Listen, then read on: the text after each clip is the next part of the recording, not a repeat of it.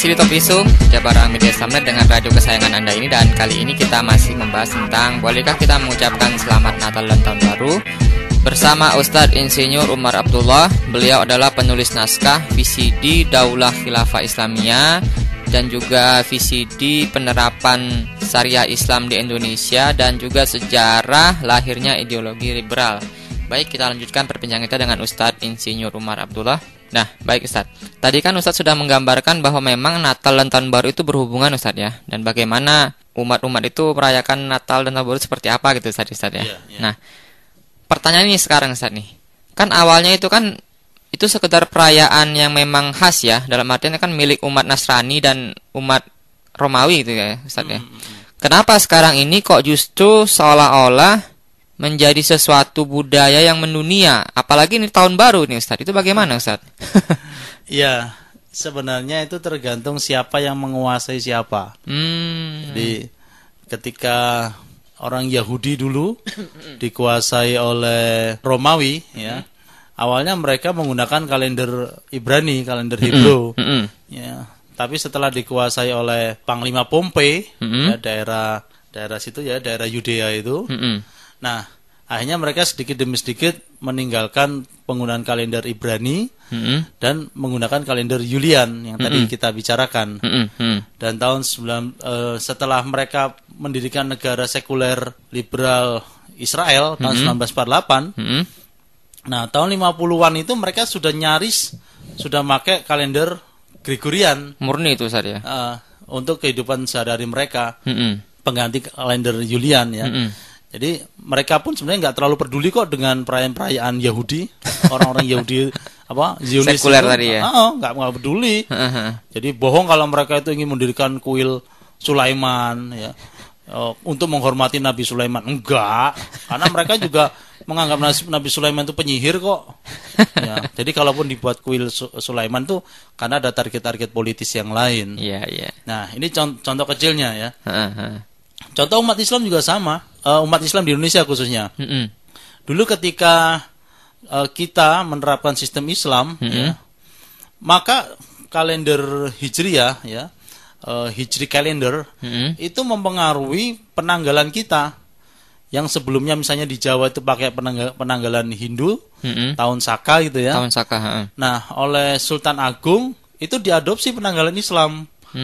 Ya, penanggalan Hijriah itu diadopsi ke penanggalan Saka gitulah, semacam itu. Nah, sehingga muncullah yang disebut dengan penanggalan Jawa. Itu jasanya Sultan Agung. Yang Suro gitu Ustaz ya. Ya, semacam itu. Bulan Suro itu sama dengan bulan Muharram. Bulan Muharram ya. Kalau bulan Rajab jadi Rejab. Kalau bulan Ramadan Poso kan gitu. Kalau bulan Sya'ban jadi Ruwah kan. Ruwah. Nah, Dul Kangida, Dul Qiyai, banyak itu. Nah, terus harinya juga pakai hari-hari dengan perhitungan kalender Hijriah ya. Pakai 7 hari kan itu. Jadi Senin, Selasa, Rebo, Kemis, Jumat, Sabtu, Ahad.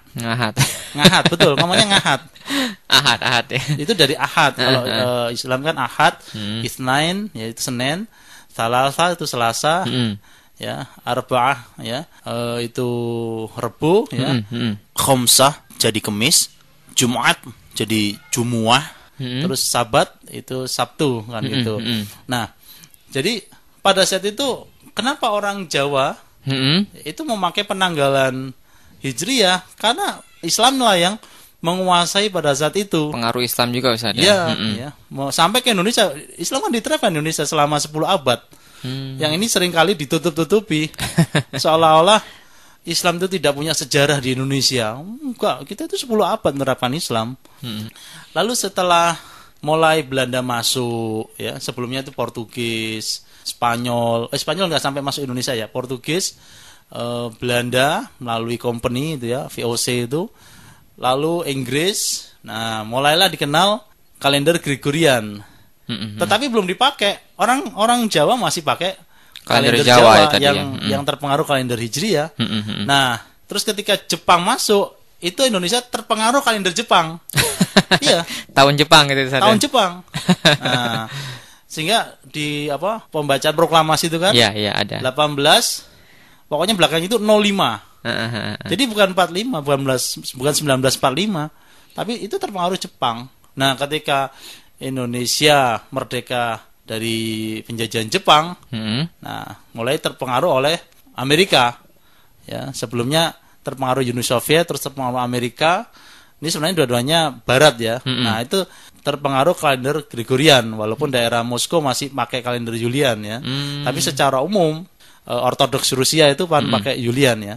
Tapi secara umum sudah banyak memakai penanggalan Gregorian tadi. Gregorian gitu. Walaupun bagi umat Islam sampai saat ini pun mereka masih memakai kalender Hijriah. Ya, saya lihat banyak kok di rumah-rumah kaum muslim itu mereka masih pakai kalender Hijriah. Ya. Orang-orang Cina di Indonesia juga masih pakai kalender Cina. Cap gome.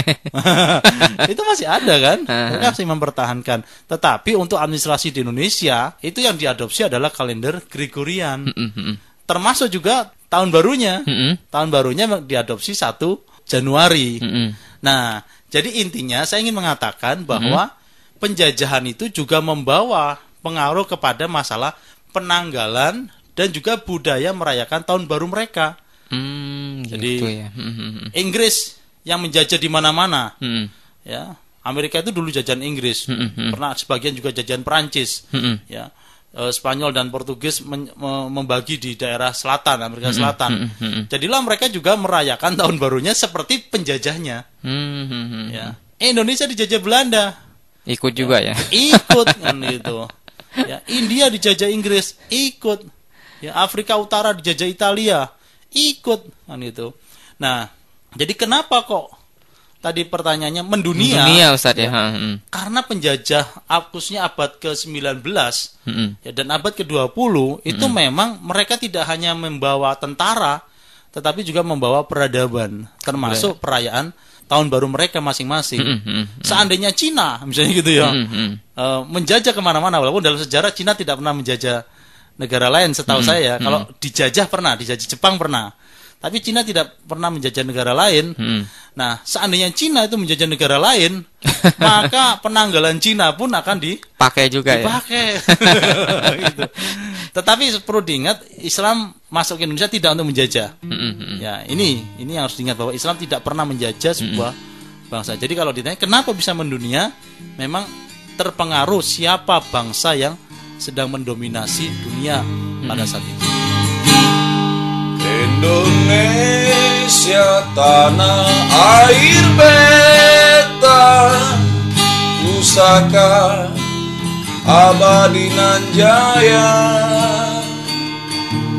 Indonesia sejak dulu kala tetap dipuja-puja bangsa. Di sana tempat lahir beta, dibuai dibesarkan bunda, tempat berlindung di hari tua sampai akhir menutup mata.